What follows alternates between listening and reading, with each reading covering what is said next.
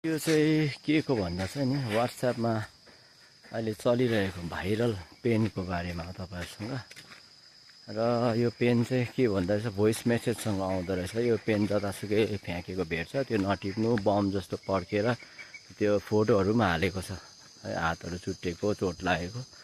र यसलाई चाहिँ के भन्छ भने र्युमर्स भन्छ, अफवाह, जुन चाहिँ झुटो साबित हो। यो हामीले सर्च गर्नुपर्ने हुन्छ। हामीले केही कुरा सेयर गर्नुभन्दा अगाडि त्यो सत्य हो कि होइन त्यो कुरा हामीले विचार गर्नुपर्छ। किनभने अहिले 5G इन्टरनेटको जमाना हो। तपाईले त्यो फोटोलाई गुगलमा टक्कै हालेर हेर्नुभयो भने थाहा भइहाल्छ त्यो सत्य हो कि झुटो हो भनेर। र मेरोमा पनि आइपुगेको थियो, मैले ट्राई गरेँ, मैले सर्च गरी हेरेँ।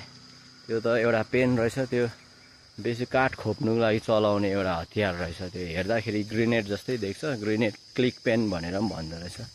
तर यसमा तपाईँ हामी नडराउँ है, यस्तो कुराहरू फैलाउनु पनि हुँदैन। हामीले सेयर पनि नगर्नुहोस्। WhatsAppमा आएको छ भने पनि छानबिन गर्नुहोस् तपाईले सेयर गर्नुभन्दा अगाडि। किनभने सोसियल मिडिया एकदमै बृहत छ, भास्ट छ है। यसले कहाँ कहाँ पुग्छ, कस्तो कस्तो असर गर्छ हामीलाई थाहा हुँदैन। र जे कुरा हामी सेयर गर्छौँ बुझेर मात्रै गर्नुहोस्। यो डराउनु पर्ने कुरा होइन रहेछ। यो एउटा त्यो काठ खोप्नु लागि चलाउने पेन नै हो, त्यो बम होइन, कुनै पनि ग्रेनेड होइन।